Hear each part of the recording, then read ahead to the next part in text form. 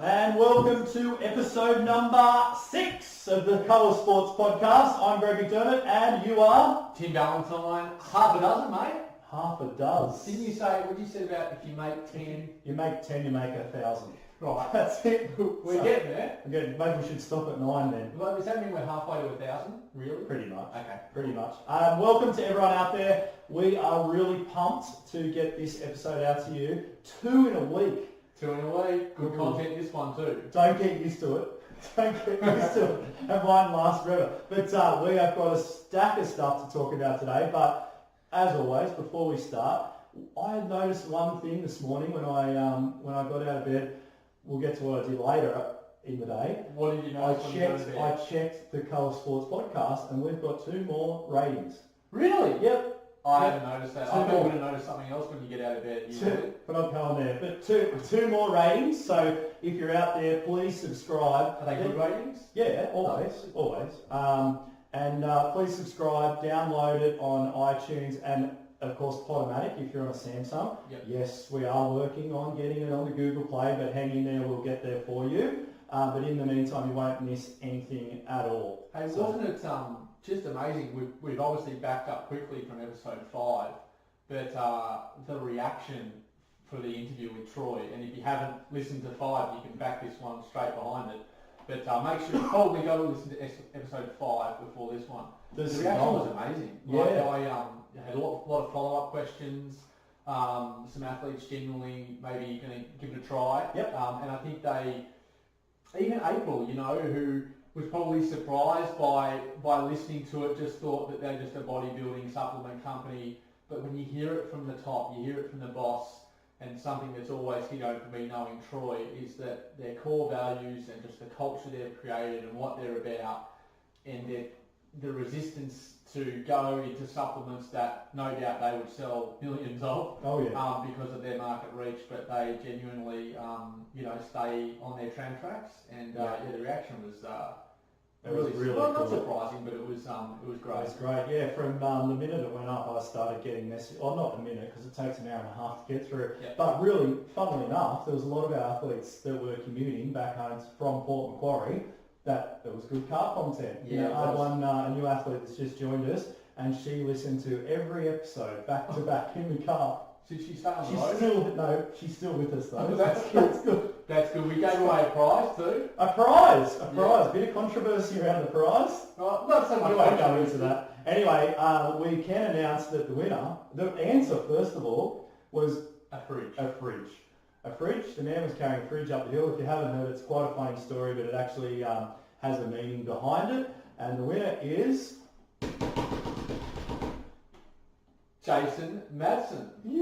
Who had an awesome day in Port Macquarie on the weekend too, lad. Yep. He had his second best ever half Ironman, but I think we're going to get to this later, but I think we're pretty much decided that is definitely the hardest course in Australia. Wow.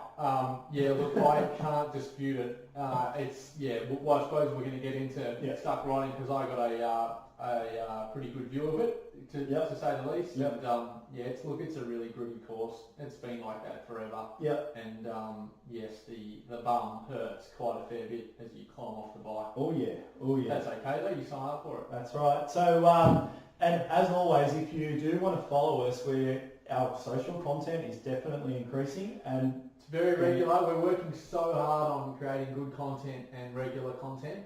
You and I struggle with social media, and but we're getting a bit of help and some direction, and I've even noticed your Instagram flicking a few images out there and perhaps gazing off into the distance and thinking deep thoughts. It's been quite funny to watch. Who knows? So so definitely get on board. Colour Sports 01 on Instagram and on Facebook. Search Colour Sports. Yep. Now, if you're interested in coaching, where do you need to go? To get a coach or to become a coach?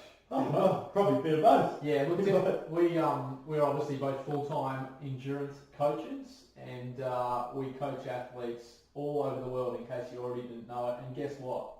We are this close to cracking 30 countries. Wow. And we do not aspire to be big, as you know, but we certainly aspire to spread and spread our wings and try and get a footprint. So I tell you what, when we hit 30 countries, there will be a small celebration, because that's a pretty significant milestone if we just do a little pat on the back. Well, because we spent 20 hours in the car over 2 days and slept in the same bed for 3 nights, I didn't have the opportunity to tell you this, but I think we're there. You think so? I think so.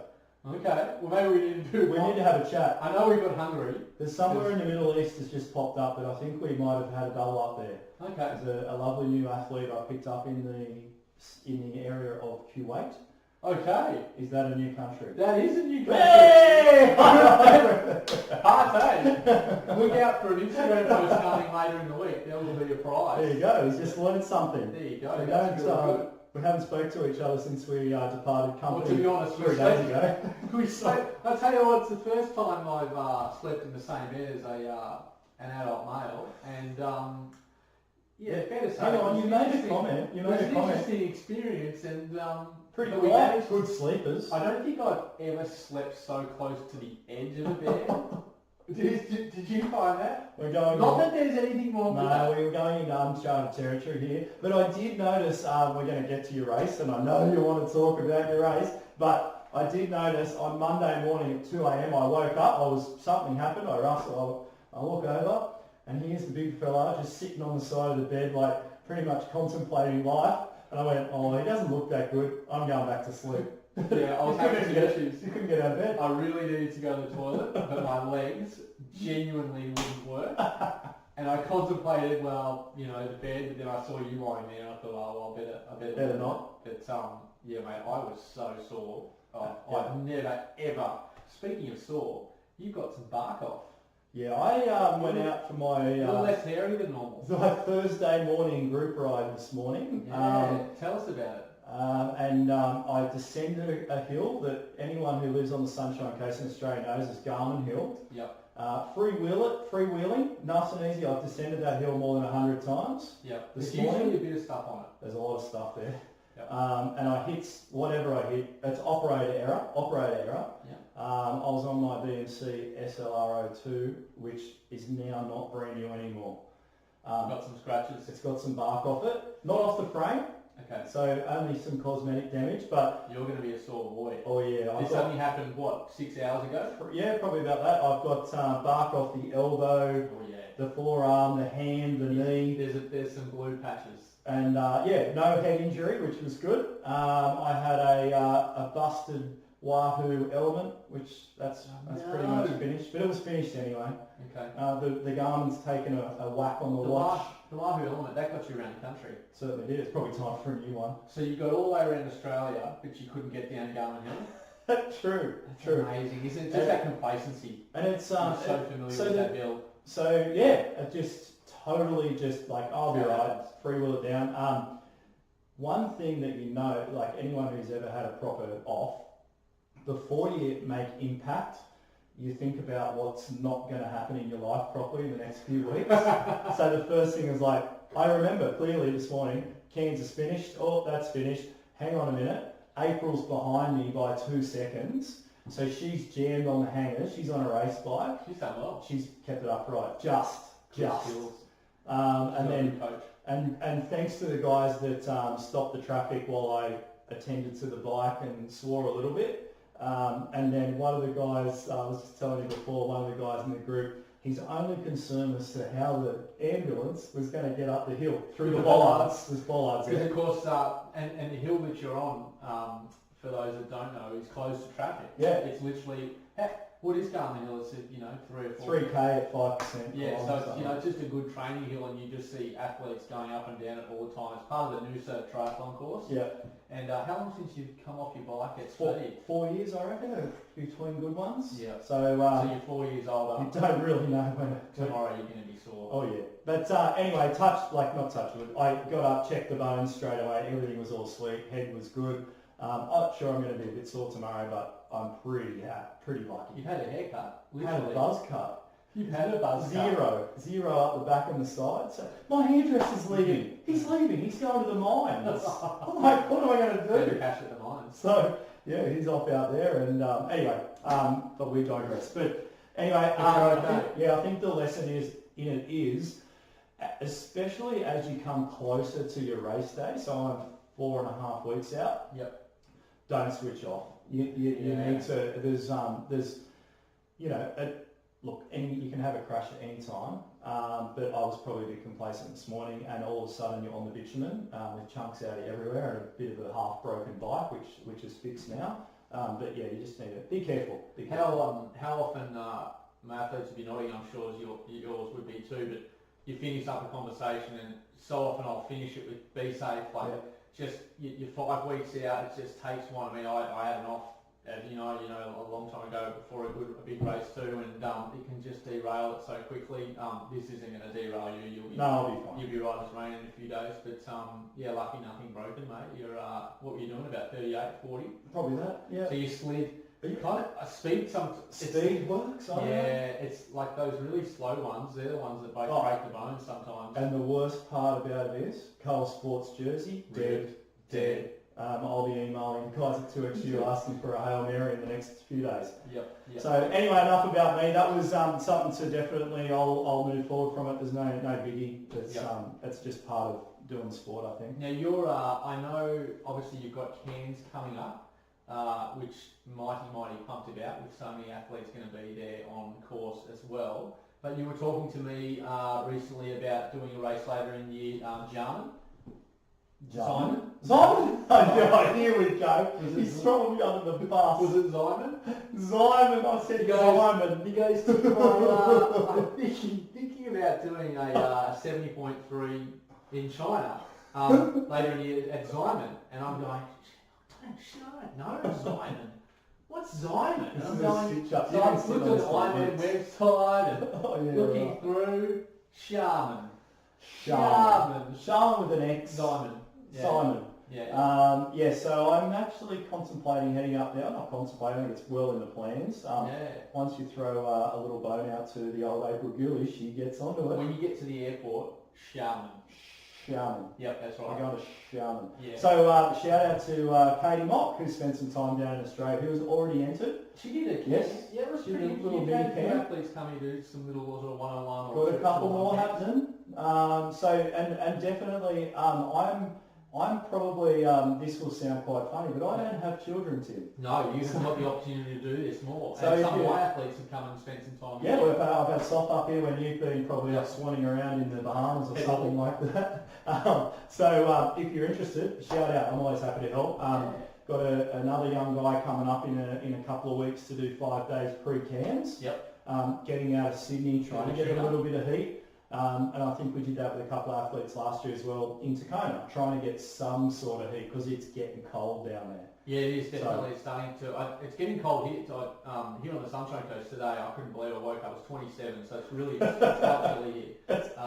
Got an email from the pool. They've put the heaters on. Have they? Yeah, they've put the heaters on. Oh, fine. So anyway, if you're interested in that sort of stuff, especially leading into races in a big block, it's always good, and I'm always happy to ride my bike anywhere up here, so let me know. Even, I know Kent, who is obviously joining us with the Coast Sports League, he comes up here from time to time and helps us with our broadcast, and we'll do a few morning rides from time to time, and a couple of, it would have been 2 or 3 weeks ago, we were out really early, so early that, and it was, I remember heading out of the house and I could see, genuinely pitch black, thank God Kent was with me, and you could see in the sky a rainbow, but it was night time. Yep. But you could make the colours, and I didn't know there was such a thing as a lunar rainbow. Now, had I stayed in bed, never would have seen it, so I quickly... What is a lunar rainbow? I've never heard of this. Did Kent teach you this? Because you wouldn't know. Google it.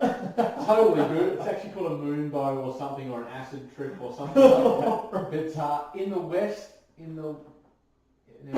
soggy wheat bix, in the west was a big full moon setting, and in the eastern sky was a shower, and so just like the way that rainbows were, it just happened, and literally at night, freaking rainbow. So 4:30 in the morning, you got a big rainbow. So I hightailed it up to Kent. I'm like, dude, you got to see this. You thought you were off your Chevy Chase. Yeah, if I was online, it's like getting a hole in one on your own. Like you just never want to happen. And I frankly, if Kent wasn't there, I never would have said anything. You would have thought you were saying. I would have had my head read. But yeah, that was amazing. I just it was pretty lunar stunning. rainbow. And of course, you stop, try and take a photo. Finished. No chance. God, But like you can't get it. So for those that have never heard of a lunar rainbow, there you go. Learn something every day. You've got to be learning. Always be learning. Always be learning. Now, the next item on the agenda today, Tim, was Greg Staxett, but we've already covered that. Yeah, we've covered that. So definitely go back. I really want to touch on the Troy interview again from International Protein. Definitely go back. Stop this one. Go back and listen to it. Yeah, it's a good idea. Come back to it because there's some really, really good takeaways. I like the just even the business side. So you've got obviously the learning of the supplementation, but then just the starting the business out of the back of the car and now building it from dust. The say-do gap, right? Say-do gap, getting out there and having a crack and we didn't get a chance to. I could have still been talking to Troy today. We're both good on the gap. I think all three of us. Yeah. Never got a chance for him to talk me through his tats, which I'd be really keen to. But on his fist, he's self-made. I don't know if you saw that, but you probably already have. Yep. But he's self-made. He's done it from the dust. Yeah. He never judge a book by its cover because genuinely, and he wouldn't take this the wrong way, but if you if you saw Troy coming down the street, you'd probably cross the other side. He looks like a bikie, would be the best way to say it. But the nicest bloke, but he does drive a bike too, so you'd pack your pants probably, pull it outside the cafe in his Harley. And then he'd put his arm around you and say, how's your day going, mate? Pretty much. So no, really nice guy. We had a really good time down there. So, and that was, well, I'm going to segue here. I'm going to segue into what happened last weekend. So it was a good day. It was a lovely day. Yeah.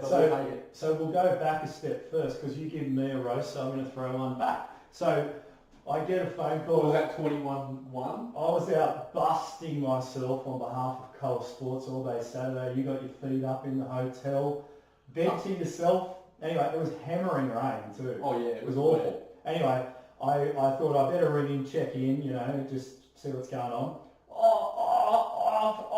I've left me inner soles at home out of me shoes. I've left them. I'm like, oh, who cares? Just take mine. Yeah. So I had to loan out my inner soles. They've come back sweaty. They've got white salt on them. Can you smell the victory though? Can you smell it? Can you? White. So it was pretty funny. It was a funny thing. Like we're going to talk about travelling and racing and things that you forget and what you do. And like the banner. I think you put a bit of mayo on that story. I've got my bike shoes out and literally the inner soles were out of them, of course, because I did a kicker set, took the soles out to dry, but just forgot to put them back. So look, I was going to run with my runners. And then you had the hide. I'm being a genuinely good bloke, friend, whatever you want to call it. You and Kent actually. I have I get sprayed for this. I'm like, maybe a good idea would be to have a checklist for athletes. I was being genuine. You're like, as if you're going to put soles on your bloody inner soles on the checklist. What's going Where on does now? It stop?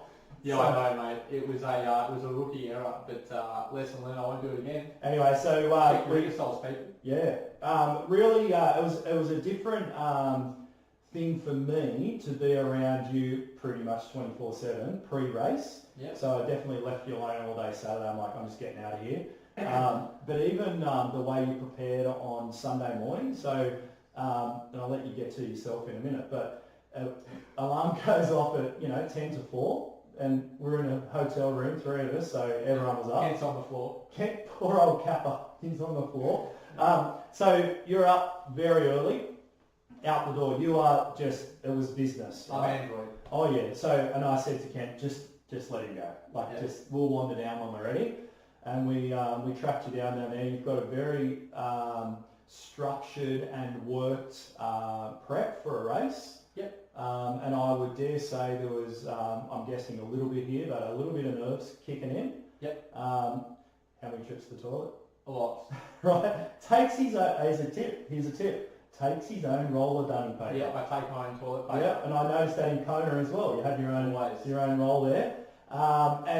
And then even pre-race, you really got into obviously where you needed to be in your headspace. Yep. you walked yourself away, you were just chilling out. And poor old Maddo, he comes down, where's Tim? I said, oh, he's over there, he's just having a moment under the tree by himself, just leaving. About 5 minutes later, Maddo's like, do you reckon it'd be alright if I just went and say, like, have a good day? I feel so bad. Oh, mate, I must be such an ass. But it wasn't you, I was like saying that, but anyway, Matt, it was all good, obviously. But it was just interesting to watch that from, and I'm a bit more observant, I suppose, because I've been there myself and I'm looking for things like that. Whereas I'm like, it was cool. It was Everyone's just different, different. and everyone is different. Big lineup at the start. Everyone thought it was racing for free ice creams to get to the start. First, almost as long as the queue for the toilets. It was awful. I'll give you a so how I like to start race morning, because I do get very nervous. A couple of reasons. I have extremely high expectations of myself, in case you don't already know, and also even though I don't race as a professional athlete, the way that I race as an age group has an influence on my income. There's no doubt about it. 100%. I'm happy to say that. So my performance really does count, and it matters for my family. And stop you there for a minute. What's your motto in life? Don't take yourself seriously. Take what you do seriously. And that's where it comes out straight away. I suppose. You probably hit the nail on the head there. But the way that you look at race morning for me is that I don't ever like being rushed, particularly when something important, even for a meeting or something like that. Get there early. Sure. You know, what time were you there for the Troy interview? We're there 45 minutes early. Preparation. Don't rush it, because you've got to get your head in the game. Totally. And so here's a tip. So race morning, if transition opens, let's just hypothetically, so let's say transition opens at 4:30, be there at 4:30. Yeah. Because guess what? I'm the only one there ever. It's unbelievable. I'm always shocked. Now, I don't care if your race is in 2 hours' time. So here's what happens. So I get to my bike first. I do my thing. It takes me about 20, 25 minutes to get everything sorted. Usually people then start to roll in. Let's say 50% of the field is there 45 minutes later. Here's what happens though, the bottleneck. So everyone's in each other's way. They all finish, so they all go to the toilet at the same time. I'm done. Yeah. So I'm at the, it sounds funny, but I'm at the toilet first, do my thing, go If to the car was close enough, you would have went back and sat in the car. Yep, well, I did actually. You I did? went back and sat in the car for about 20 minutes There you and just listened to some podcasts or something and just honed in on a few things. But I just reckon that there's this wave on race morning of people, of humans, and it was so amazing. I sat in the car, and so I came back from the car to go to the bathroom again at 5:30. Just in, like, to be honest, I didn't need to go without going into detail. I thought, I might as well do something. And I came back and I looked up the street, and it was like, I don't know, it was like people going to the Mecca or a concert. Like, it was just so many people, and there was just, you could just tell that the anxiety in that group and all these people were high, because we all And then you got the commentator, transition shuts in 15 minutes and they're not even at their bike and yet. they're winding people up. And look, and you just stay ahead of that wave, so look, that's a really big one for me that I've developed, that I get there always when transition opens, and you just stay ahead of the curve. I mean, for God's sakes, we have to get up an extra half an hour early. It doesn't make a difference. You've been training for 16 weeks, like it's half an hour, and you're just so, I may look tense, but actually it's relaxed. Sure. I'm actually, on the inside, I'm actually really relaxed, just visualising the race, and look, that just works. Well, clearly works pretty well for me. So on to the race. Let's give us a blow by blow, because I know people want to hear this. Well, I picked up on Sunday afternoon. We had a beer with some of our athletes, and whilst others were out still competing, and a bit of a cheers and whatever. And one of the biggest questions that you were asked from our athletes was, how was your day? Yeah, how was it? Honestly, genuinely, as much as you don't like this, people want to know. Yep. So let's have a chat on that. It's first of all, it's my last, pretty much, certainly my last triathlon for at least 6 months. It's my last sort of chance to give a bit of a race insight into a triathlon. So I'll probably just go a little bit deeper this time. I may race later in the year, but obviously with baby arriving in July, we'll just do that bit first and see how it goes. But so I take a gel I take a caffeinated gel before the swim, about 20 minutes before the swim, just get it going. I'll try and eat like half a Cliff Bar. I usually struggle. And I also take a Buscopan and an Imodium, which is totally legal. I always check. I go to the, even on race morning. So you'll still check it? On race morning, I will screenshot globaldro.com and I'll just always check because it changes all the time. Now this is the WADA approved substance that you can take, and what that does is it basically blocks me up and settles my stomach because just a little bit of stress in my stomach's not great.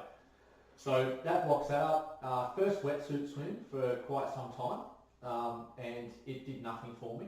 It did absolutely nothing for me. You would have you would have preferred a rough swim in a skin suit. Yeah, well, as competing against other athletes. Look, I just haven't been. There's no doubt that coming towards the back end of my season, I have not worked hard enough in the pool to prepare for this swim. I really, really struggled with motivation in the pool over the last month, and I did that Cone Reg podcast with the Brad guy, and I was talking about my killer set, which is the 10 by 200s on 230. Yep. Didn't do it once in 6 weeks. Wow, okay. I just couldn't get my mental headspace to suffer in the pool, and my swim time showed it. It was 10 seconds faster than my non-wetsuit swim in Colombo. Yeah. And not even your swim time, because that can change obviously through races, but to be honest, I was a little bit surprised at how far back you were. Yeah. Look, I'm still in the top 15 or 20, yep. But I thought you would have been up the field a little bit more. Yeah, because you've been out of the water in first place a couple of times lately. So knowing that knowing that Josh Minogue was there, I mean he's legit at 22, like he's a beast in the water. So I knew certainly I was going to be chasing him at the very least. But I could feel the field slipping away from me at about probably 1k, and I just couldn't. My shoulders just wouldn't go. They're not conditioned to wearing a wetsuit. So anyway, battled it out as best as I could, but I knew I'd given probably an extra 90 seconds of what I would have liked. Yeah. Came out of transition in it. Port Mac, you actually have to run up a set of stairs and over a bridge and down. I thought you were going to skip it. And I'm not going to skip it because it was like, it summed up the day. It was pretty ugly. The whole race was a bit ugly for me, and I got the biggest calf cramp I've had for quite a long time. Coming down the stairs, I felt like you were in the stand and someone just shot me. Like I actually thought maybe I'd torn my calf. Right. And I kind of hobbled to my bike, much to the amusement. A couple of the other age groupers who I know, who shall remain nameless, genuinely laugh. And so I'm on when you get a cramp, I'm on my back trying to get my wetsuit off. No ITU here. So hard to get your wetsuit off. On my back with a calf cramp, trying to rip it down, and I'm like making all sorts of noises. So my transition time was another 90 seconds. Yep. I lost. So I was with probably 3 or 4 guys that I know and could ride with for sure, but I lost them. I lost them in transition, so I had to do a little bit of work early, and I couldn't work early because my freaking car. It kept grabbing. The first 30 k's on the bike was horrific. Like it just kept grabbing. So stop you there for a minute. So what happens then? So people listening to this will have an understanding here, I think. So at that point, you want to win the race, right? Yep. So you get 30 k's in, you're like, oh my god, it's not my day. Yeah. What's going on? The gremlin. So what happens there? He's there. I'm telling you, for the first time in, I'm going to say since Kona, the gremlin was back on the shoulder. Just that little bit of doubt, saying, oh well, I've been sick. We haven't mentioned, like I'd genuinely been pretty crook a few weeks leading up to it. And a couple of moments there, I was like, well, I've just got to ride this one out. And it's at home, and we'll try it. But you just kind of, that's not in me. It's not in me at all. And you just kind of beat it off with a stick. And so you just sort of keep pushing. Probably wasn't until about 60 k's on the bike where I really started to feel good. Yeah. Now that did coincide with the turn around to town with the tailing, for sure. But I actually started to ride away from quite a few people coming back to town, which was a good sign. And I'm quite light compared to a lot of the boys that are big cyclists. So I did move probably really well through that Matthew Flinders section. It kind of suits me because I'm 60 66 kilos, you know, so... Oh, you put a sack of potatoes on your back and try and climb up a few of those little pitches. It's it going to starts hurt. to bite. Yeah. So I run those gel flasks. I don't run gel wrappers on the bike. I don't run gels anymore in races, meaning in the packets. They're just messy, and you kind of want to make it... We just want to make it easy to take. Yeah. And on Port Mac, given it's such a crappy road surface... How are your teeth? Yeah, I know, right? It's just crazy. So I just run in, so I just fill up 2 flasks with 4 gels and make sure they're done. So I'll have 8 gels on the bike. Wow. It's not anything.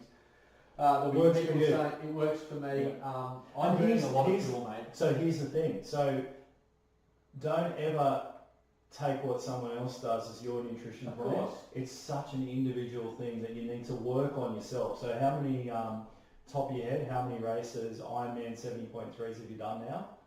15, 20, whatever, right? So there's a lot of experience there in relation to, and you've mastered that over a period of time. I'm sure you didn't go out with that nutrition plan in your first Ironman. No, it takes mastery, and sometimes, it actually hasn't not worked for me.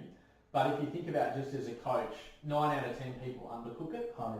I would say 1 in 10 maybe overdo it. It's all about undercooking it, and I'd rather overcook it by 20% than undercook it by 20%.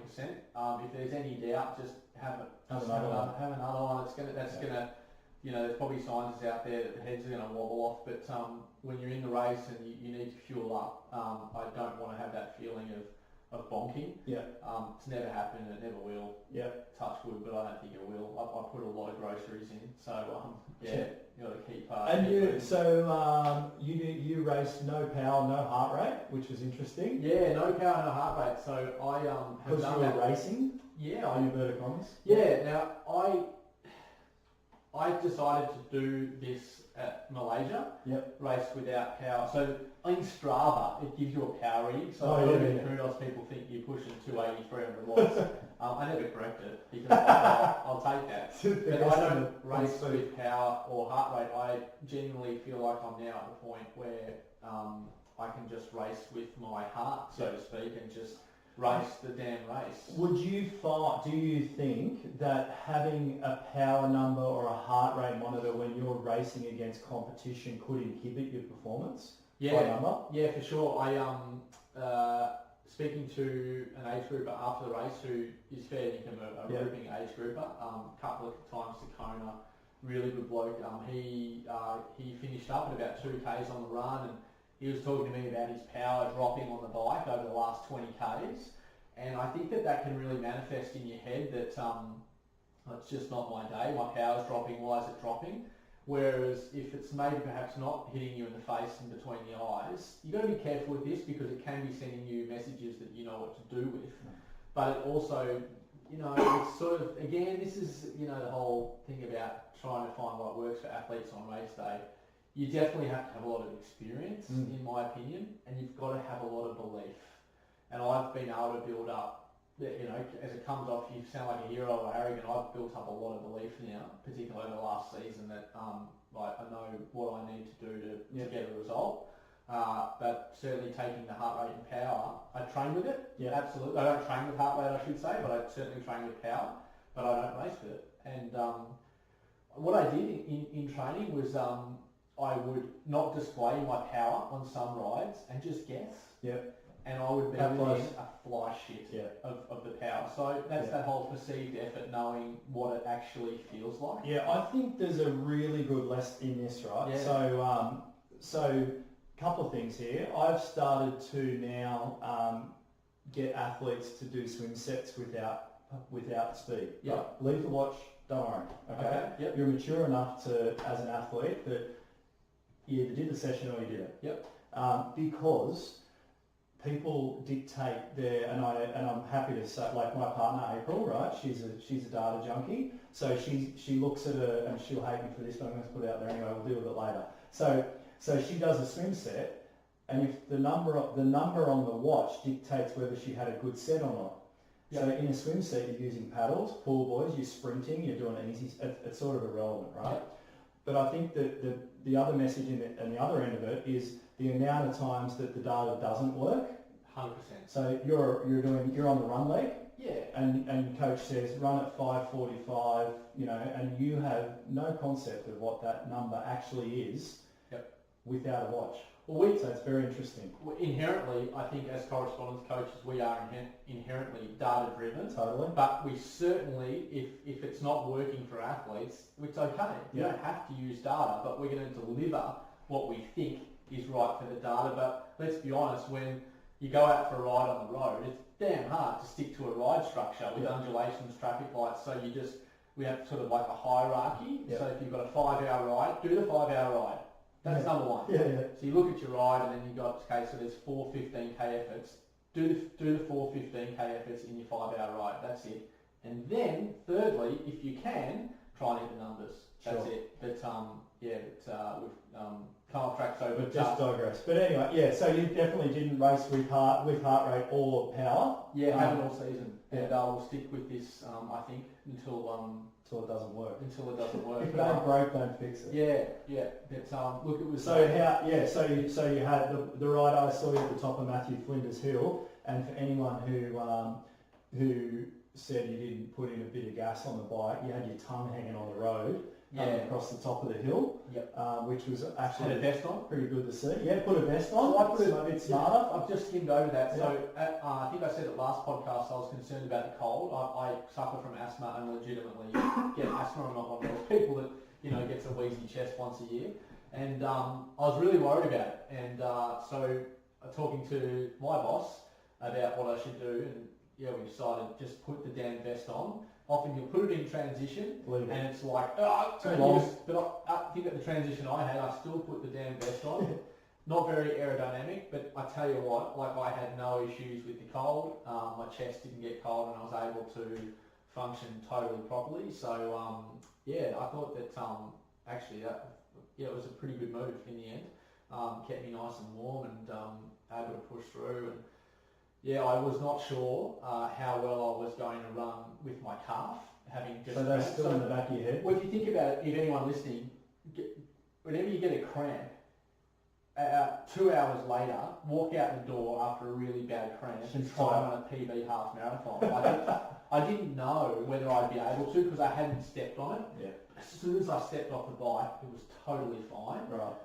It was there. There was certainly awareness, but I had ground to make, and so then it was fair to say it was on. Oh yeah. Yeah, it was on. So it was on.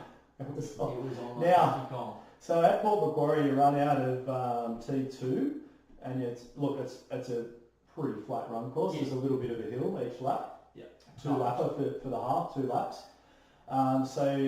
Straight post-race, there was a bit of blaming going on around the course in relation to a volunteer that may have sent you in the wrong direction. But I always say athletes have to know their course. Yeah. So how far extra do you reckon you ran? I ran 22.1 k's for the up a hill. Oh mate, I was so about 2 k's out of transition. Yeah, that's about right. I took a right-hander too early, and look, I'm not gonna bash any, but like it was totally. I should know the damn course, right? But I will note on the second lap the barriers were up, so you couldn't take that turn. So I go back there, right after you finished. I'm like, how did you get this wrong? I'm like, there's witches' hats out everywhere. They weren't there. They weren't there before. They weren't. So look, I took a wrong turn. It's the first time I've ever done it. So by this stage, I'm a little bit dirty because I've had a few things not go my way, and right then and there, it genuinely. So I just in the first 2 k's passed. I'm going to say, would I come off the bike? 15th or something. So I was 15th off the bike. Yeah. I passed, I reckon, 4 in the first 2 k's. Right. Went off course, came back, lost me 4 again. So I was a little bit flat, but I was feeling good, and I ran, and I got a decent. A heckle drive-by. A heckle or a drive-by, whatever you want to. Someone threw a grenade out the window. Someone threw a ripping grenade, and that certainly lit a Bunsen burner under my ass. And I just sort of kept pushing from there, and mate, I was. So I obviously wasn't racing, so I was on the course. The headband was out. Looked like it was down a bit this time. I don't know. Maybe folded over. You ran very angry. Very angry. Pretty but So there was people around the course that were saying, "Oh my God, look at this guy! He's flying." You were flying. So you took out. I think by the time you came back around with 7Ks to go, you were only 1.5 minutes to second place. We'll get to first place soon. Yeah. He was miles up the road, but there was two guys running to Josh and another fellow were 90 seconds ahead. Yeah, Josh and Ollie, Ollie came past. I've never raced against Ollie, and he came past me on the bike like I was standing still. Right. It was unbelievable. He came right at that point. Yeah. So he'll be fine, but he was 7 minutes up on me. Right. Off the bike, and of course, with no wave starts, you don't know where they start. Yeah. So I just raced to the line, assuming that. I don't know, just assume I don't want to, certainly I'm going to walk up the chute high-fiving anymore. And lucky you didn't. Lucky I did, I would have been stuffed. But yeah, so there was an out and back section out at Settlement Point. So if you're going to do Port, it's quite an exposed section of the run course, dead flat, but stonking headwind coming up the Hastings River, and that really slowed a few up. And I figure as certainly a strong runner, it's a bit like cycling. You never want to attack in a tailwind. You want to attack on the headwind, and I put in definitely my biggest efforts along that I'm going to call it 1 mile stretch into the headwind, and I was just getting so much closer to people, and I figured, well, that I'm going to blow up anyway, so just keep pushing. So just kept the gel flask going in. So out of the 8 stations in your half marathon, how many of them would you have actually taken anything from, including water? Every 8 station was at least 3 cups of water and 2 drop cups of water. Right. Okay. You just I don't take Sebastian Lane style. Yeah. That good? Yeah. But it's I just put water over the head, which you don't need much of, and I don't take any electrolytes on the 1.5. I don't really feel the need because the gels are going to do that. Sure. At any stage, did you pour Coca-Cola over your head? No, okay. Definitely not. No, never. Not big on Coke. Doesn't like you. Doesn't like me. But again, stick to what you know. Stick to what you know, and then past Ollie, I'm going to say at 19 k's, maybe even less. Frankly, it might have been 19.5, 20.5 on my watch. Yeah. And crossed the line and was absolutely stuffed. So I crossed as second age grouper across the line. But of course that doesn't mean you're second, because then Ollie comes up pretty damn close behind me. And he was off the clock 2 seconds behind. So clearly he started 1 or 2 minutes behind you at the start. Well, exactly. Yeah. Basically, you've got that right. So there's a bit of a message in there. If you're racing, like most age group races now in 70.3 are rolling starts. You're trying to get a world chance qualification. Push to the line. Do not stop for family. It's totally different. Yep. Not now. It's not a Port Macquarie. Yep. If you're in a group start, 100%. Yep. If you're not, don't stop. If you're going for a slot, it depends on where you're at. Clearly. Sure. So I think that you just if it's your first race and you're not rolling around, I shouldn't say, but if it's your first race and you know you're 30th in your age group, stop 100%. Yep. Because your wife or your husband might talk to zip up for the sponsors, get your Colour Sports kit out there. Get your finisher picks right. That's right. So it was an awesome day all round. Really. It really was. Look, the support, just to say, the support on course just from people, just because it was a home race. When I say home race, Australian race, I haven't raced at home. A lot more people knew you. Yeah, it was actually, to essentially run a half marathon in 1 hour and 17 minutes, then plus a bit of change because of the extra distance, like that. That for me is something that I can hang my hat on. I feel, and not stuff. And I'm not a pro man. I'm happy with that. I'm happy to say that. Yep, I've got a big belly on that. That's fine. That makes me feel pretty good. And I'm not afraid to admit that, so I'll hang that one on the wall. And it was a 121 though, so whatever. It is what it is, mate. So to sum up a season for you, right? So you've had 3 7.3 race starts around the world. Yep. And I reckon if we sat back 12 months ago or whatever it was, October last year, and said, righto, 3 age group wins. Yep. 1 first overall, 2 seconds to guys who have been professional athletes in the past. I think you'd probably take that. Yeah, for sure. You never know who's going to turn up. Yeah. Right, you can't control that. But you just hope sometimes that it's as fair as it can possibly be in age group racing. And I set my term in terms of my say-do gap. I write down my goals, and I'd hoped for, this is me, but I hoped for 3 first overall and 2 course records. Right. That was literally what I was aiming for. So I got 1 and 1 course. Look, it doesn't. At the end of the day, It's a pretty solid year, mate. I've got close to dartboard, and if you were, so that's sort of like, you know, you're a Tigers supporter, so that's saying the Tigers win the flag, win the minor premiership, and win by 46 points every game. You pretty much you've gone pretty bloody close. It's been good. It's been good. It's a take. I got one more race to go. Yep. It's not a triathlon and it's off Broadway, but it's my A race. And I've been preparing for this sucker for about 8 months, and I'm going to keep that one on the download. To be honest, I don't need the pressure on that one. Get the drum roll. I get the drum roll out again. No drum roll. Okay. We can drum roll it next. I'm looking forward to it because I'm going to be on the sidelines again. It's going to be an absolute ripper. Yeah, it's going to hurt. So doing a skipping competition, that's like unbelievable. Yeah, I'm going for the chin-ups record. You've seen my guns. Can you imagine? Yeah, that would go It's down. like 4,000, right? And so Goggins held it, and then some other bloke came and smashed him to bits. Oh, mate. Tim Ballantyne, 33. Assisted? Yeah, assisted with the waist. I'll just say, I'll take another 30 seconds of your time. Go. It has been amazing, actually, as a coach to... perhaps I don't realise how much my athletic performances inspire our athletes, and I don't set out to do that. This is going to sound really self-indulgent, but I genuinely get all the messages, and it does drive me. It really does drive me to perform, and I touched on why, but also just that feeling you get knowing that suffering and the sake, like doing it. Just getting out there and having a crack is actually having an impact.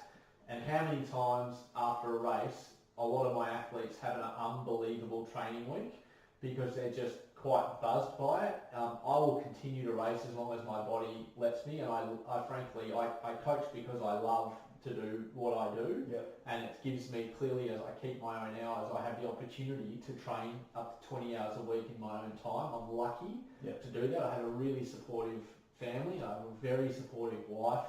I have a 3.5-year-old daughter. She's not really supportive though. She just wants to ride a pushy with Dad. What'd she say when I got to the front door? Where's your medal? Where's my medal?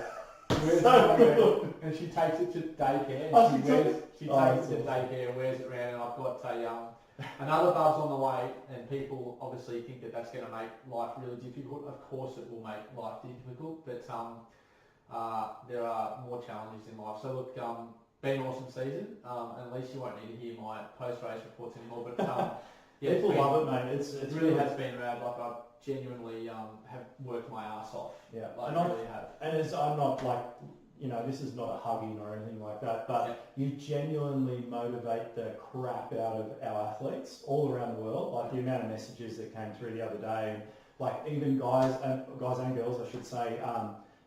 Like my phone was running hot on Sunday because, as always, the Iron Man tracker crashed. Yeah. Your wife Alicia must have called me 17 times. Yeah. And if she had a swear jar, it would have been full. So anyway, but and that was really cool too. So for anyone who did message through and stuff, I hope I got back to you. But if I didn't, you've got all the info now. It goes back to anyone can do. You can do anything, right? If you really want it and you really want to work for it and put in the time and make sacrifices and have the support, you really can. In 2010, my first marathon, I ran a 3:54. It was the best moment ever, and I'll never forget it. I've come a long way since then, and that's fine, and I know I'm going to keep getting better. I'm going to do an Ironman next year and test out how these changes have gone on. Maintain my bike. I don't have an off-season. I'm going to watch my show. I'll keep working. I'll do other things over the next 6 months. I don't shut it down because otherwise you just give it all back. We've done a whole podcast about that.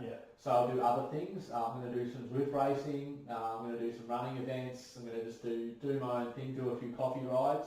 But certainly always trying to strive to get better for next year. But I just want to say thanks, guys. It's been rad. But Yeah, and I've got to be fit for the camp.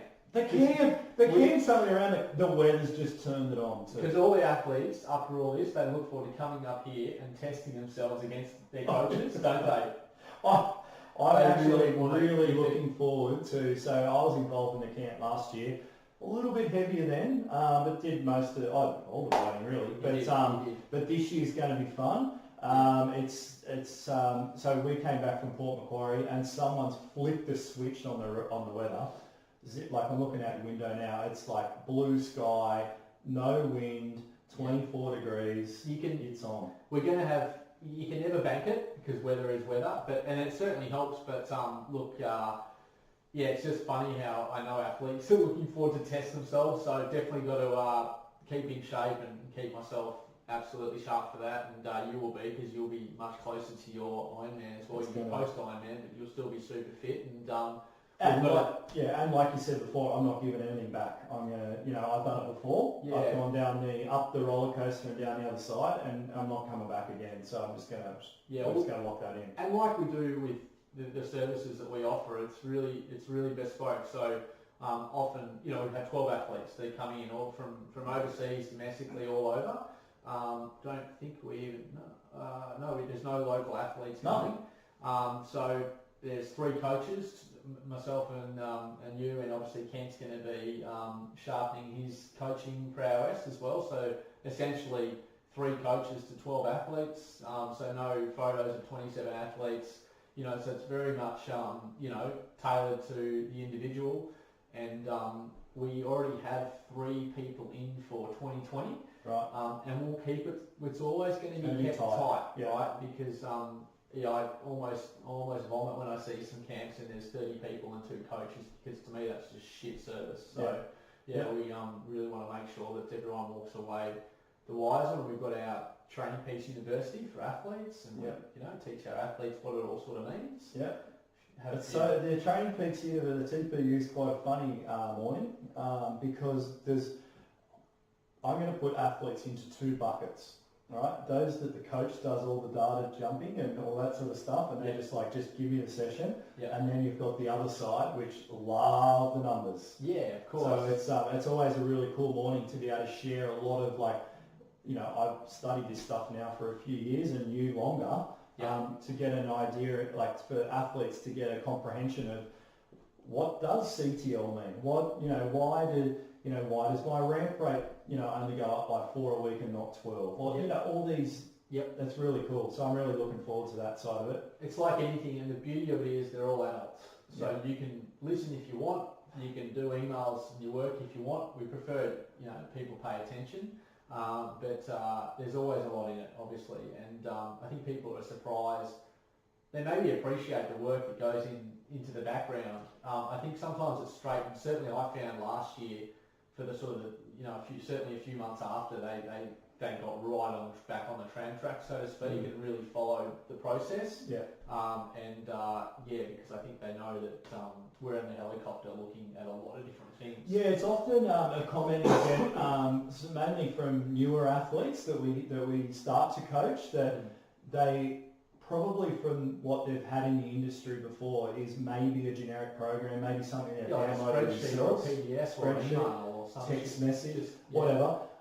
And they're genuinely surprised that as coaches we look at individual sessions, and we check data once a week or more, and we're like, and how often you have this conversation on the phone? You ring an athlete and you're like, "Are you tired today?" And they're like, "How did you know?" And you're like, "Mate, I can see your fatigue. It's off the charts. We're having a day off." Yeah. So that happens honestly quite a lot. And I think people are genuinely surprised until they get an understanding that that's the normality now. Yep. And without blowing out, I'm going to blow out a horn.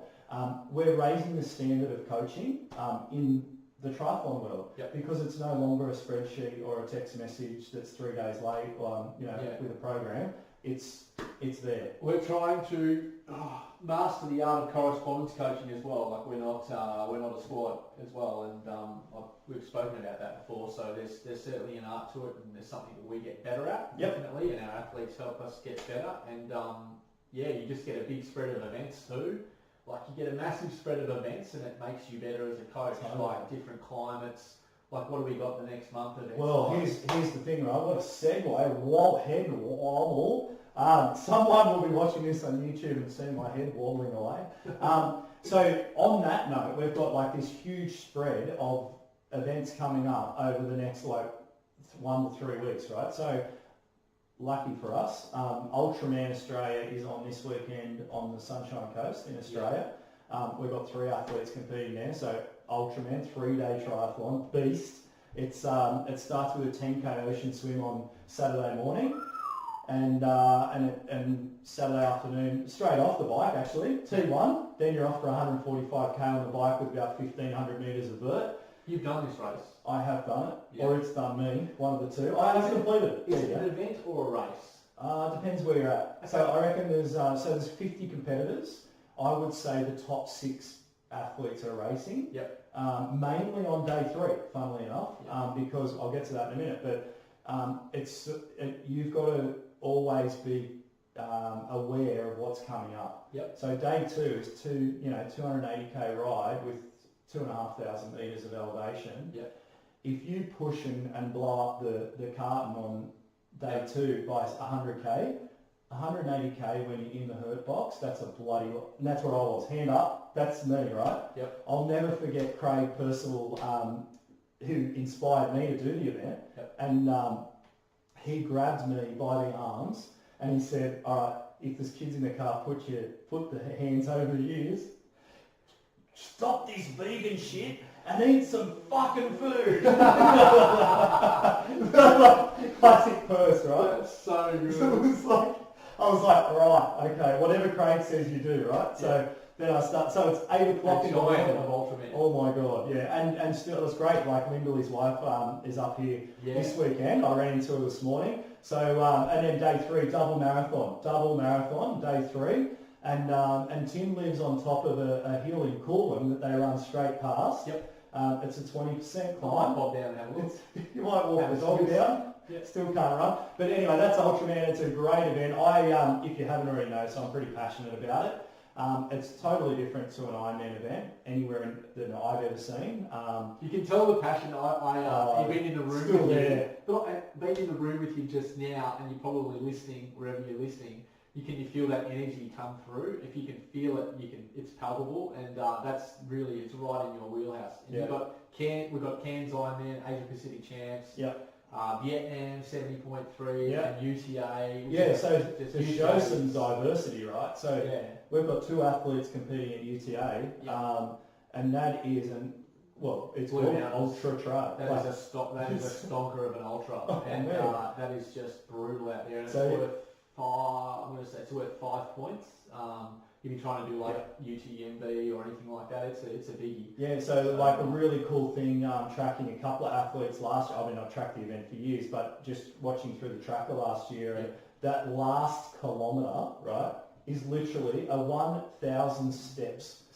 And it can take people 20 minutes. I reckon it'd be worse going down at that point. Probably right. I reckon it'd be worse going down. There'd be a few ultra runners nodding. But so it's so there's plenty happening. Another big event that's but I'll say this because we've got 7 athletes competing in it next weekend. It's a Sydney Morning Herald half marathon. Unbelievable. It's a really good lineup down there. That's one of my favourite half marathons in the world. I've never raced. Never rushed. I know, I've done a half. I'll tell you a funny story here. I've done a half marathon in Ireland. No way. Yeah, Dingle. Right. So post sober. Well, debatable. Post 70.3 World Championships in 2015. I remember. Let's not go into that. Right. So I had a stinker of a race. You had some demons. Yeah. Oh man, I need to go back and sort them out. But anyway, April and I were travelling through Ireland. And my dad's from Ireland, so we hired a car driving around, and McDermott. We pull into a little country town on the ring of Kerry called Dingle, right? So then we're like, half marathon, tomorrow. Like, all right, I'll go find the race organiser and we'll see. They were sold out, Irish. Hey, Kilgore now, go on over here, give us the 20 quid or whatever. Anyway, so we stayed there, the B&B, it's €12 a night, right? Rip off. Yep, with brekkie, right? So that's my type of hotel. So we're there. the half marathon starts, let's say it's 7 a.m. Yep. We get down to the start at 6:30. Not a soul. No one there. They all roll out of all the hotels 5 minutes to, because it's freaking freezing in summer. And it starts at one pub and it ends at another pub halfway around the island. Yep. And then you need to wait for one bus that keeps doing circles while you're at the pub. It's a stitch up. So you have about 12 pints of beer. Oh my God! There you High go. performance. That was my half marathon international story, and that's the first time that April Gillies dusted me on a run. Really? Yeah, she dropped me. First time. Well, that probably. Now we did promise to people that we're going to talk a little bit about travelling and racing. Yeah, I think that's well, there you go. There's another segue. You have travelled and raced, and so have I. And it's as I got to learn, Port Macquarie, a reminder of racing at home is very different to racing away. And I even wrote it in my blog that when you travel internationally or have to get on a plane, I find that you really you lock in from the check-in counter. And whereas I found with Port Mac, I hadn't really given the race any thought because I've just been dad and been running till Friday. And we did the podcast on the way down. Yeah, just busy, just busy. So which was fine. So there's a bit of an art to all this, and I thought we probably want to go through and give them some points about how to travel. So certainly I think you've got to be really careful when you choose a race, particularly if you want to go overseas with it. Yeah. Because the reality is it's not going to be cheap. And I think one of the great things about endurance sport is it takes you not only physically places and then the suffering part, but it actually takes you places that you get to see the world. That you probably would have never went to. Correct. Yeah. I would never have been to Mont Tremblant otherwise, and I probably never would go to Kona. Yeah. Probably not. You know what I mean? Like it does just take you these unique places. So when you go to travel on a plane, little things like you're not going to get served water all that much, but you're going to dehydrate, because they're just, so how often does the stewardess or steward come through the cabin maybe twice on a 10-hour flight and gives you a little cup of water? So make sure you try and, take a bottle and just ask them to refill it, and just be a little bit hard on them. Yep. And if you need to get up out of your seat every 2 hours, which I do. Yeah. Don't worry about the old lady next to you. If you wake her up, you wake her up. Yeah, or try and get an aisle seat so you're not disturbing. Just make it easy. I go with my beautiful compression gear as well, whether it's compression socks. Are they like the socks that you wore in your first fight? Yeah, my calf guards. I hustle for leg room. Yes. Hustle, man. Yeah, Hustle. Like try and get that the upgrade to leg room or pay the extra $33 because your $6,000 bike, and the leg room for $33, if you think about it, can actually make a little bit of a difference. So you're going that far and you've trained for 16 weeks and you're not willing to spend $33, it's probably worth it. Packing your bike. Yeah. So if you're uncomfortable, go to your local bike shop who you trust and get them to do it for you. Yeah, here's a good one. So April and I have travelled overseas a couple of times for racing and a lot with bikes in general. So who packs the bikes? Greg packs the bikes. Yep. So she was going to Colombo. I was actually in Geelong. Yep. So she went to the local bike shop, packed it 50,000 times better than I ever would have. Yep. And at the back end in Colombo, $20. Yep. At the race, often now they offer that as a service. They had 20 blokes there, she reckons. Yep. So unpacking services. So think about that stuff because having a bolt that's loose come race day will ruin your day for the sake of $20. Tell me about it. We're not going there. No one else had a tip once. I I assume, so I have a proper bike bag rather than a box, it's just my fling, but I assume that it's going to be dropped and kicked. That's how I pack it. So I know people that just have a Skycon bike bag and it says that it's going to protect the bike and they literally just put it in there, raw frame, don't drop the tri-bars, leave the pedals on, the wheels are in the bag. Yep, that's great because, that's what it says. Bullshit. Yeah. Bubble wrap it. You need that bike for race day. Totally. Bubble wrap every little bit. Bubble wrap doesn't weigh a thing. Take the time, pat it out. I get little pool noodles, cut them up, put them over the frame. Big tip. always take off. I don't know if you do this, but you should. Always take off your rear derailleur. Always. Always. So you do I that? always drop the rear derailleur, Yeah. and I am hopeless with tools. But it literally is just a fat Allen key. That's a fat Allen key, Yeah. not a 6, 8, 10 mil, just a fat one. A torque wrench, or whatever you want to call it. That's how bad I am. Just get it off, wrap it up, put it in. You don't have to take the chain off. It literally just drops off. Yeah. Ask your bike shop person if you want to know how to do it, because frankly, if you ride a bike, you should know how to do it. 100%. And that's just from the bike. I put a like gym mats. You can cut them up. I'll cut them out to shape and put them around my wheels too. Yep. And I've never had. What have I had? I had a button fall off once, which I super glued on. Self-sufficient. So travel with a little kit. I pack a little bit of super glue, so I can be a little bit of MacGyver. Bit of electrical tape. That'll fix anything. And cable ties will hold anything together. Yeah. Just not a frame though. Pack a few things. So so I'm big on wetsuit gets packed around the bike. Okay. Yeah. That one. Yeah. Towels. Yep. Whatever you've got to do. Just make sure it's secure. And then, really big tip, when you're packing your bike, wherever you're doing it, clean the entire area before you start, because then you won't leave things like your inner soles on the floor. Yeah, that's a good point. So, and other things. So we've had athletes leave helmets, wetsuits, shoes, what you name it. If you've left anything behind, chances are you can get it, because you are going to an event. So you will be okay, don't panic.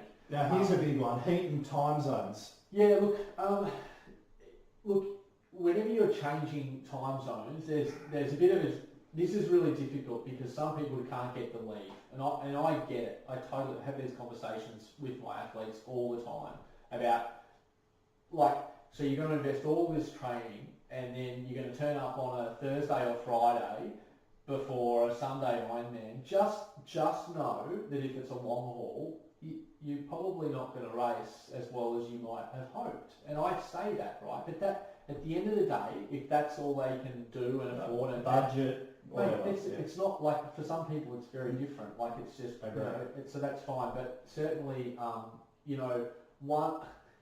as a general rule, 1 day per hour time zone change is a pretty good rule. And look, it's not, clearly, if there's a 14-hour time zone change, you don't have to get there 2 weeks before. So maybe it caps out. Maybe it caps out at 7, right? Sure. But just as a general rule, again, I think that's a good one. And then the heat's the biggie. Or cold. Well, let's touch on cans, right? Yeah, so cans can be 30 plus. Absolutely. Right? It has been before. It's in June. It has also been 23. Yep. But if you're coming out of Sydney or Melbourne in just starting into winter, you're coming out of winter gloves, possibly beanies, the whole bit, into getting off the plane and going, whoa, it's hot, baby. There's a whole podcast on heat acclimation, let's be honest. But just to quickly...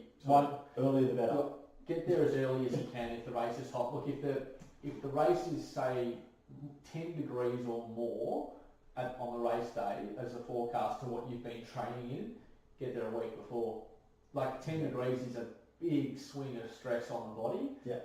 And usually when you're going up by that percent, like that number in a degree, the humidity is Celsius, by the way. Yeah. So what's that? 25 Fahrenheit, high 30. Don't do that to me. I was just throwing him under the bus. If you know that, please do. There's probably an app for it. But anyway, I think as the temperature rises, traditionally, so does the humidity. Usually. The closer you get to that equator. Funny that. Yep. Did you learn that at school? No, just because I'm a genius. But so that's a big one too. That's big.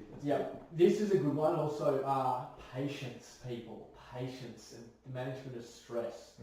Shit is going to go wrong, particularly when you're travelling to exotic places like Langkawi or Colombo or Taiwan, where you can get stuck in a hotel for 4 days because of a typhoon before the race. Stuff happens. Just go with it.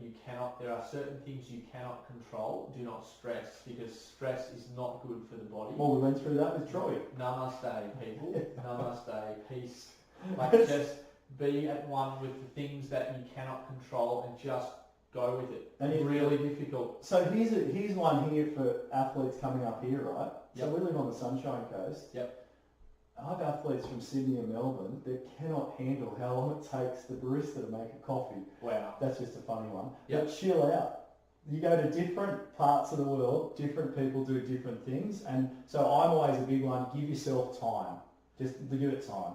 It's going to take half an hour to do something, give yourself an hour. You're not working, No. what else are you going to do? It's just So, the whole, you do get highly strung before a race because it can mean a lot in different ways to a lot of people.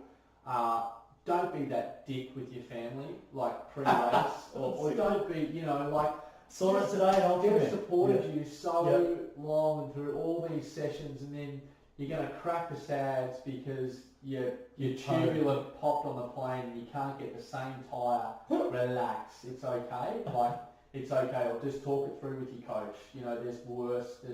Perspective is a wonderful thing. And what do we always say? Like, we live in most of the world, most of the people we're talking to, luckily, we're not, no one's trying to kill us every day. Go to Syria for a week. Chill out. Like, seriously, it's not that bad. So patience, just have patience at the check-in counter, patience with the hotel. There's going to be language barriers in places. Sure. You're not going to be able to get that exact thing. Prepare your food, your nutrition. So we'll talk a bit about eating. Yes. Because that can catch. You can do everything at the end of the day, and sometimes you just get dealt a bad apple, so to speak. But that pre-race meal, don't have your pre-race meal as the meal that is the family recipe handed down over 3 generations that has just the right amount of everything. 400 ingredients. No. Good at mum's place, but not when you're in another country. But just try and make that and practice it in training. I talk to my athletes about this. Mine's pizza. I'll smash a pizza, and I can get a pizza anywhere because pizza, world food. So you can get that anywhere. So just be conscious of that. And bottled water. Is a big one, clearly. These are all sort of 101 things, but people forget, man. Brushing your teeth with tap water. We all know someone really well, Tim. Yeah, well, it's going to go to dodgy lettuce. But who not, unlucky. But it can happen to anyone. I've seen, the best well-travelled people in the world suffer from food poisoning in another country. It happens. You get on a tin can in the sky as well, and there are a lot of bugs going around. So I have a... Do you wear a mask?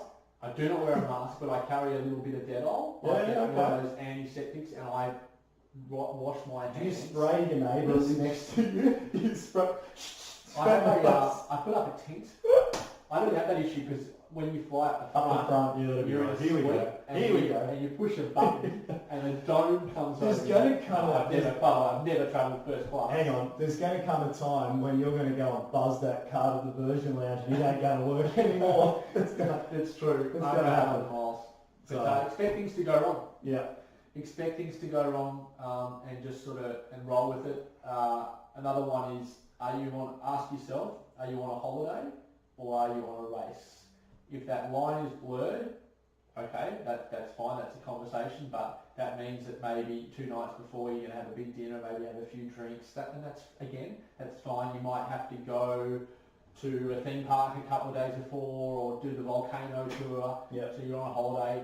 Try and put the holiday bit after the race. So you've actually got this written down a little bit further, I think, but I'm going to bring it up now. Have the conversation before that. Yes. So, and I've seen this so many times. So, and even with your, let's go back a giant step in your training. Yep. So if you're doing a UTA 100, any event, doesn't matter. There comes a time 6 to 8 weeks out where there's going to be 3 or 4 weekends where you're not going to be around so much.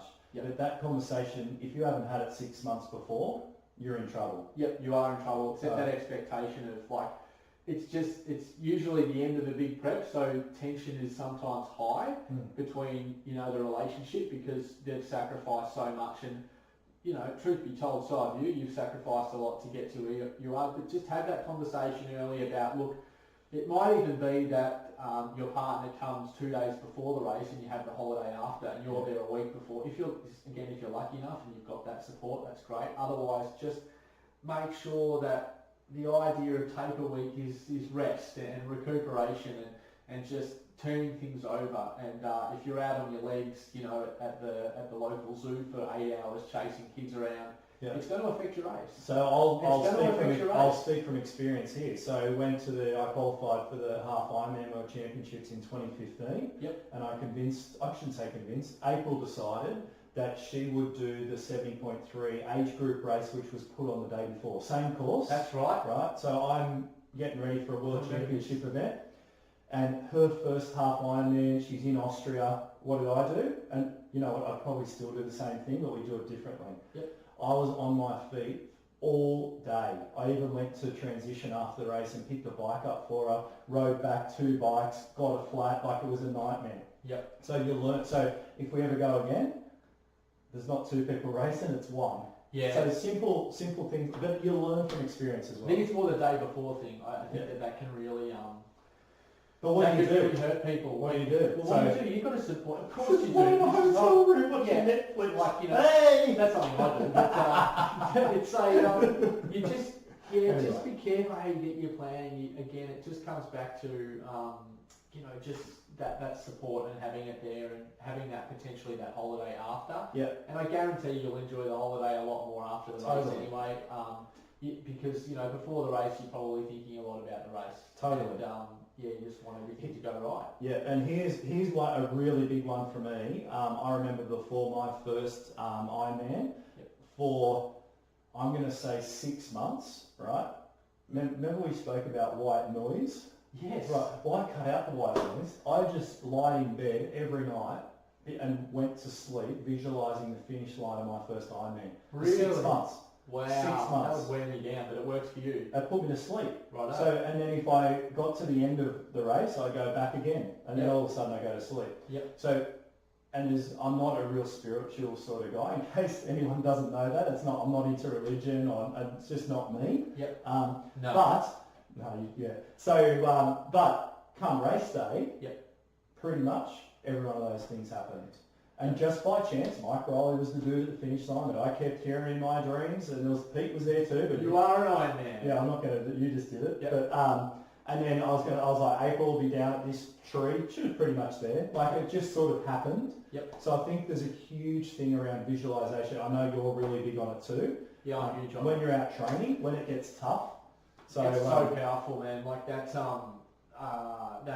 that flow state, and you know, that getting into that zone of just really feeling what it is that is driving you towards whatever it is you're trying to achieve, and that visualization is just massive. And sounds funny, but even when I'm packing my bag, and yeah, jokes aside, I forgot my inner soles, but I visualise the race when I'm standing there with my suitcase and going, okay, what do I need? Swim, bike, run, and I just go through the race and make sure I put my, it's going to sound like, sound like a head case. I do the same. I put my goggles on, I put my swim cap on, I spray my goggles with my anti-fog, I put my elastic bands around what I'm going through. This is a step. But this is like, you know, like this is just stuff that you need. And at the end of the day, if you forget your anti-fog and you forget your elastic bands and you forget your helmet, like 9 out of 10 people, they go buy a new helmet before a race. And or a saddle. Saddle's good shoes. It's cheap. Yeah, exactly. Exactly. So I reckon there's a bit in that. Oh yeah, absolutely. And then absolutely. Look, I travel with my pillow. Oh, that was something that I nearly fell off the bed. You looked at me pretty funny in bed. Real big. But big spoon, little spoon. I did think about it after, and I was like, it's a bit of cesspit hotel pillows. What's been going on there? Yeah. And the comfort factor.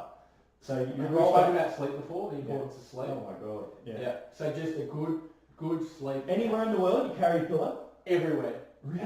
But think about, like, you get to a hotel with a shit pillow. I agree. You have the crappiest sleep. You get a sore neck. Take your pillow from home. Just take it. Put it in your bag. It weighs nothing. Yeah. Well, it should weigh nothing. Put it in your bike bag. Put it in your another bike. bit of insulation. That's what I do. Yeah. So I travel with my pillow. It's a good one. Good tip. And yeah, mate, it's that's a ripper. But nice. What do you reckon? I reckon that's pretty good. Any questions? Fire them through. We're always happy to help You're out. asking me if I had any questions. Not for you. I don't want to hear any more from you. That's enough. That's enough. Now we've got a couple of shout outs, or one in particular actually. Yeah. Quick story. Bit of background. Athlete in Melbourne, Arbe Cox. He's a surgeon. He is an amazing human actually. He is a surgeon, a paediatric surgeon in Melbourne for disabled kids. Wow. And so just unbelievable. So prosthetics and things like that. Mm-hmm. So first and foremost, holy moly. Yeah. So imagine the size of his brain. Anyway, his brain's big, but his heart no good. His Right. heart was no good, and I was coaching him for some time, and he was getting some issues, and we decided to stick a fork in it because we were noticing some serious heart issues, and he got checked out, and he needed some bypass surgery. Wow. And he had that. How old is he? He would be, I'm going to Pretty say old early spot. 50s. Okay. No, he's middle-aged. Way young for doing that stuff. Yeah. So he had a really And good health clearly scare. fit and healthy. Young family, just getting out there, not a well-being way, but just trying to be healthy and fit. So he had that surgery in the middle of last year, and was on very strict cardiologist orders to do a certain process, and then he came back. We said that we had unfinished business, and Abe came back, and we've been working together now for about 4 months, and just last Saturday he ran his first park run back. Wow. So back to running 5Ks. Yeah. We did a walk-run strategy with it. We have a heart rate limit clearly that we've got to stick to, and we're definitely building the fitness back. But mate, it was when I saw that session pump through and it said 5Ks and it was in his calendar as an event, and just for someone who's got essentially a bit half a new ticker. It's amazing, and he'll be doing some duathlons now over winter, and he's a bit of a health nut, and so real shout out to Arlo, like that's life and death stuff, frankly. Totally. And talk about overcoming a calf cramp. That's what I did. He overcame a new heart. So massive shout out to Arbe, and really inspiring stuff, mate. So well done. Nice. Now we are going to wrap it up. We're going to wrap it up because you won't mind me saying this. Tim's got an appointment with his daughter. He's got to go and pick her up today. He's got to go and pick her up. So we won't leave Sawyer waiting too much longer. I'm sure she's going to listen to these one day and go, Dad. One more thing though, Cole Sports League. No, I was getting there. Come on, I was getting there. Okay. This is just the start of the wrap up. Yeah. So don't switch Cole off. Sports League. Yep. What do we got? Yeah. We're on tonight. I've got 2 hours off, and then we're back on the mic. So if you've managed to get this far in such a short period of time, but so Cole Sports League has kicked off. We've had some group workouts with Facebook Live. We've got our first pre-season race tonight.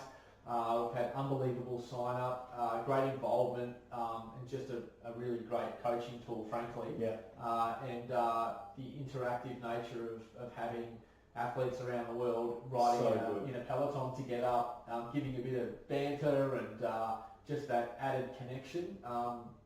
We're going to be at this for a long time. And so anyway, we've got our first pre-season race tonight. We're racing Watopia. Well, we're not. We're commentating. We're commentating, so my legs would not probably get up that hill, to be frank. It should be great fun. Not too late to sign up by any stretch. We haven't raced for points yet. There's still over 20 events still from now in October. So much. I'm like, look, it's our thing and whatever, but it's so much value in it. It's great. Get out there and join up because it's there is a complaint. Well, I haven't heard any. No. So definitely get out there, sign up. There's so much funny story. Did a race last week. Going great, Oz. Going great. Absolutely flying. On Zwift, sorry. Yeah, I'm not racing on the road. I can't even ride down a hill without falling off. But racing on Zwift. One of the benefits of Zwift, which they won't promote, but you don't crash. So, there has been a YouTube clip of a crash. Anyway. So I'm racing along, and a little tip for anyone who's going to race tonight or in the future when they listen to it, do not use your power-ups before probably 300 metres to go. So I was the guy that had the arms up in the air. April thought there was a small man dying in our house. I was grunting and groaning, and I got swamped on the finish line for 6. That's the gaming. That's the gaming, that timing, you're getting that run right. And, wait till next time. Yeah. You get better at it. Look, you just push just massive watts compared to what you might do on your own, and that's ultimately this racing component is going to be really exciting. So every race is on Facebook Live. So if you can't so I've had quite a few athletes. We tried to do the timing as best we could to suit everyone, and it's at 7:15 Australian Eastern Standard Time. so 5:15 for most of Asia, West Coast, or we have got a Kiwi athlete, so Yeah, it's it's late night for... so that's 10:15 Yes. again. But he loves it. Still doing it, Yeah. loves it, so finds a way, but we did try and pick a time slot that worked for as many athletes as we possibly could. So, but if you can't do the time zone, you can be involved by watching it and supporting it, and yeah, there's plenty of ways to get involved. Great fun. coloursportsleague.com. You can still sign up whenever you want. Yep, absolutely. Now, feedback. We want some feedback. Good feedback. Always. Constructive feedback. Constructive feedback. Always. We don't want any grenades thrown out of cars like on the course on the weekend. Yep. No cheeseburgers thrown at anyone. Just give us constructive. Yep, yeah. Don't come with a problem, come with a solution. Yeah. Is that what they say? Don't get personal and give a shit for eating a cupcake. It's just keep it clean. But look, we really value it, and each episode we could give credit to someone for something they put in. for something. So they put in. here's a good one, right? We started this off and we're like, it's not about us, it's about, the athletes and what they're doing. What the feedback we got, you guys want to hear what we're doing. So guess what? Yep. We're going to tell you what we're doing. Yeah, and this whole topic about travelling and racing certainly That came from feedback? Yeah, it came from feedback. Even the sound, Greg really struggled with. No, I'm just kidding. It's going to hit me in the head. But yeah, look, the sound, we feel like the production. So there's a lot that goes into it. We're constantly trying to make it better. And anything that we can do to get better for you guys is absolutely welcome for sure. Yeah. Now, if you are, definitely leave us a review. They're growing. They're definitely growing. I had 2 new ones today. So rate the show, 5s only, thanks. And leave us a review. It really helps us to engage more guests. We are working on a couple at the moment, so absolute rippers. Yep. And to be quite frank, that's why Troy. We don't take it personally, but everyone has said Troy's one was the best podcast. Heaps better than us. Yep. Yeah, and they have. From Alicia was the first one. Yep. So it was really... going around. Oh man. So it's been really cool. So suggestions. If you've got a guest, absolutely, that's where I was going. So if you've got someone that's and it's not, you don't have to be the best athlete in the world. Like Troy for us was, for me and you personally, it was a lot more about the business stuff for us. Yep.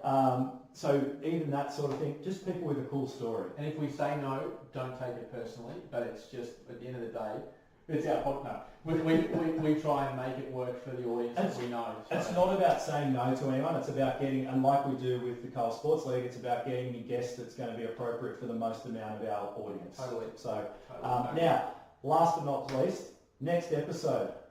What are we doing? We're going to talk about me, I think. We are. Jeez, I better pull your finger out.